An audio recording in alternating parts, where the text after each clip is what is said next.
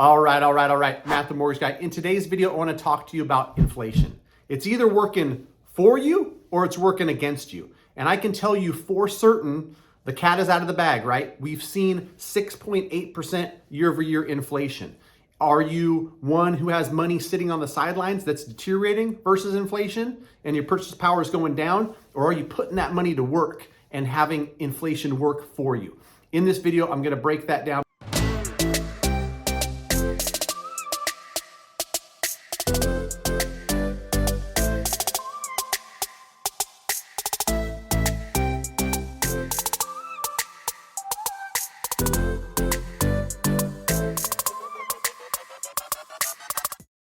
Before I do, if you like straightforward content about mortgage, real estate, finance, and the like, you've come to the right place. As somebody who's got boots on the ground, all in with real estate, whether that's investing, whether that's working with my investment clients, whether that's working with my mortgage clients that are just buying a primary residence, I'm in the weeds every single day, talking to consumers, talking to folks in the mortgage industry, talking to real estate agents. I'm bringing that to you in the simplest form as possible to help you understand it, to use it to your advantage. Now, let's jump into it, right? Because you've heard a lot about this term inflation, right?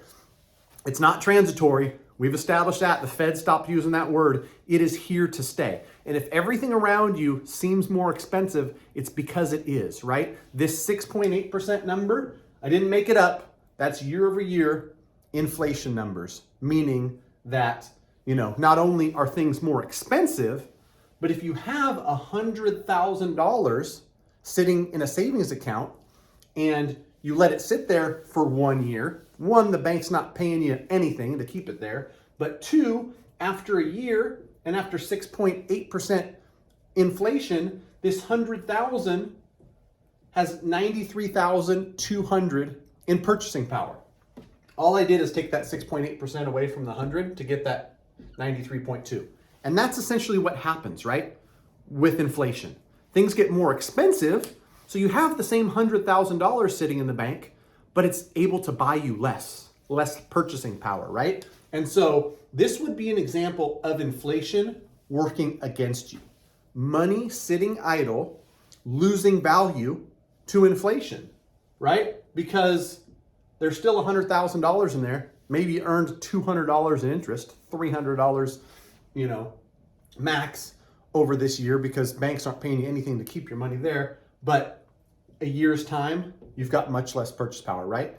Now, let's take that same $100,000 and not only will I show you how you win with inflation, but show you how the numbers using debt as leverage are actually better than you think, right? $100,000, the same 100 that sat in your bank, you decide to invest it in real estate. So you put $100,000 down on a $400,000 purchase. I understand this may be hard to see, but follow me here. A $400,000 home purchase, right? You're putting $100,000 down. In Sacramento, where I'm at, 19% year over year home price appreciation. This $400,000 house is now worth $476,000. Now keep in mind, you're not getting 19% on the 100,000 that you came out of pocket. You get to own the whole $400,000 asset. And that's the thing about real estate, is you get to use debt as leverage to where you own something worth $400,000. You get to realize the appreciation, whatever number it is, 8%, 10%, 15%, in this case 19%, on the whole 400,000. The bank doesn't get to share in those wins with you. It's all you, right? So it's not a $19,000 gain, it's a $76,000 gain because it went up 19% on the $400,000 asset. So now you're $76,000 ahead.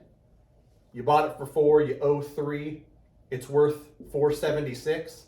That's $176,000 at the end of a year versus our example where you're left with 93,200 in purchase power. Now, a lot of people are going to say 19%, Matt, that can't happen year over year. All right, let's say it matches inflation. And we'll even say it didn't even pace with inflation, 6%.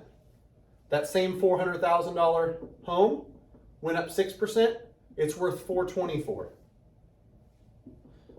So now you're up 24,000. Would you rather have 124 or 93? The choice is yours, right? And I could go on and on. I could show more and more examples. On this one, with the real estate, let's say that you're buying a primary residence. Let's say that that $400,000 home, you're putting 5% down. Now what happens? You're putting $20,000, 5% down, and it goes up 6%. It goes to 424, but now watch this magic. $24,000 on a $20,000 investment. Quick math, is that 120% return on investment? 120%? Negative 6.8, you lose, or positive 120, you gain. Because you're only putting 20 of the 400 down. You're seeing the appreciation on the whole 400,000. Just 6% appreciation. It's worth 424. 20,000 in, $24,000 gain. Not to mention you're paying the mortgage down. So you probably owe 4,000 less at the end of a year, right? So you start at 380, you're paying payments every month. You got to live somewhere. Rent's going up too. So newsflash, you're paying payments somewhere. You owe 376 maybe. So it's, 24,000 in appreciation and 4,000 in debt pay down. This might be, 140% gain. This is the magic of appreciation, leverage, and inflation, all working together for you, right? This is where a lot of people are struggling. A good buddy of mine, Mr. Mike Zuber, talks about inflation being the cruelest form of tax. I don't want you over here. I don't want you paying the cruelest form of tax and watching your money depreciate. Maybe you don't have 100,000. Maybe you've only got 10, 15, 20. If you don't own a home and you're in the market to buy one, you can get on the right side of inflation. What side are you on? Let me know if me and my team can help. GreatMortgageBroker.com. Fill out a quick form. Let us know who you are, where you're at, and what you're looking to do. Whether it's your first home purchase, whether it's your ninth investment property, real estate continues to build millionaires year after year. This is one of the reasons why. I appreciate you watching. Let me know if you have any questions, if you have any other videos you would like to see. Would you like my input or feedback on anything to do real estate, mortgage, or the like? I'm more than happy to help. Again, greatmortgagebroker.com. Go fill out a form. We'd love to help. And until next time, we gonna see.